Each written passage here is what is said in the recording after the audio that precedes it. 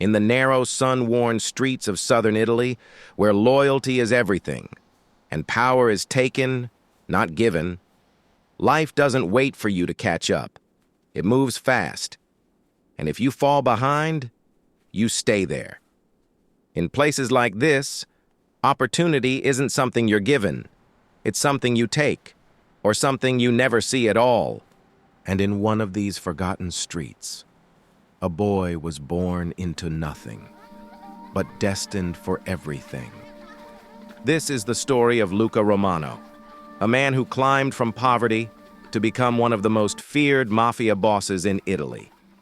He was born in a small village in southern Italy, the kind of place most people never leave, and the rest wish they could. The buildings were old, the streets were quiet, and the future felt small. There were no shortcuts out of that life, no sudden opportunities, just routine, survival, and struggle. His father worked long days in construction, exhausting work that paid just enough to get by, but never enough to get ahead. His hands were always worn, his energy always fading, and yet it was never enough. His mother stitched clothes for neighbors, long hours bent over fabric, trying to stretch every coin they had just a little further. But no matter how hard they worked, money was always tight, and sometimes it disappeared completely. There were days when the house felt quieter than usual, not because people weren't speaking, but because there was nothing to say. No food on the table, no plan for tomorrow, just silence. By the age of 10, Luca had already learned something most children never should.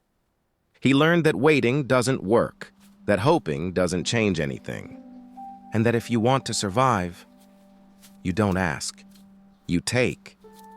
At first, it was small things. Food left unattended, loose coins, opportunities no one else noticed, not out of greed, but necessity, because hunger doesn't wait for permission. And slowly, something began to change, not in his situation, but in his mindset.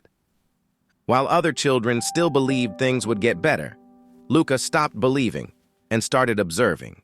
He watched people, the way they talked, the way they moved, the way they reacted under pressure. He learned early that the loudest person in the room wasn't always the one in control, and sometimes the quietest one was the most dangerous. By 13, Luca wasn't just surviving anymore. He was useful. At first, it looked like simple errands, running messages, delivering envelopes, standing on corners, small jobs, the kind no one thinks twice about. But in his world, those small jobs meant everything. Because they weren't random. They were part of something bigger, something organized, something powerful. And Luca understood something most people missed. In this world, information mattered more than strength, and silence was currency. He didn't talk much. He didn't ask questions. He didn't draw attention. He listened. He watched. He learned. By 16, he had already crossed a line most never return from.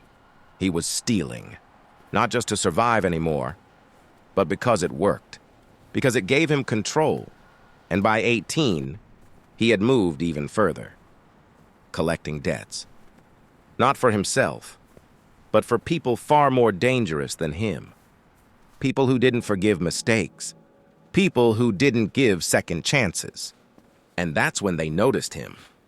Not because he was loud, not because he was reckless, but because he was different. He didn't rush, he didn't panic, he didn't make emotional decisions, he thought ahead.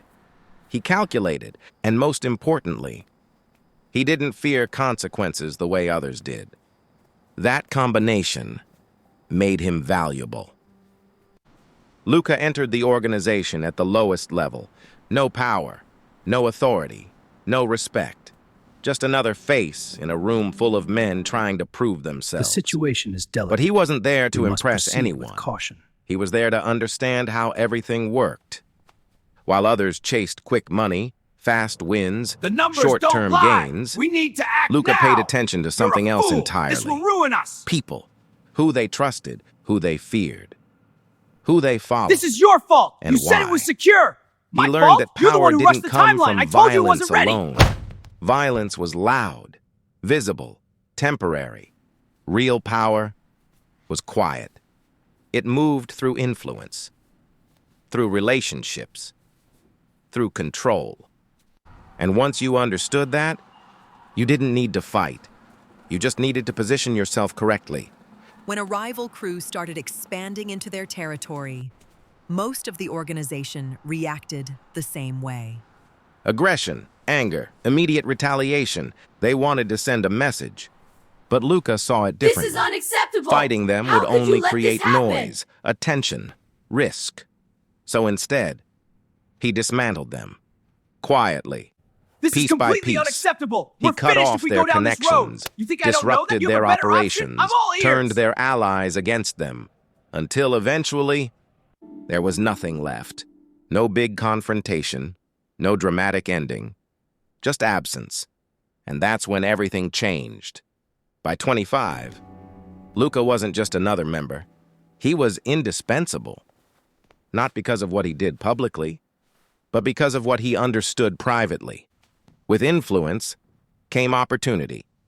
And with opportunity came money. Real money.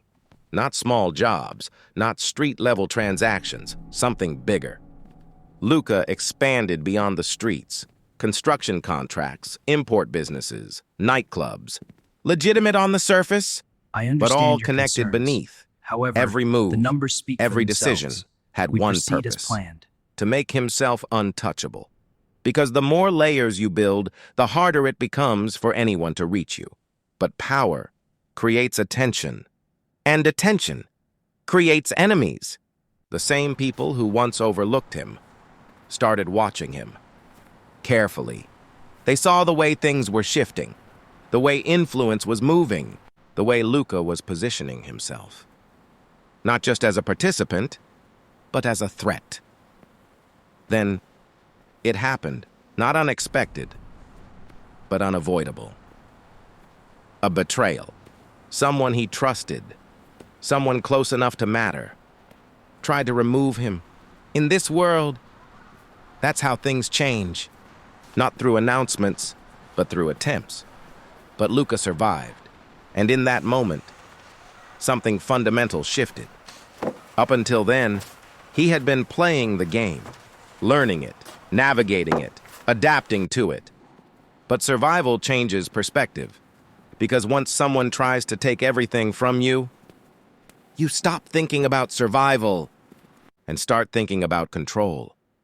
From that point on, Luca stopped reacting and started deciding, one by one. The people who stood in his way disappeared.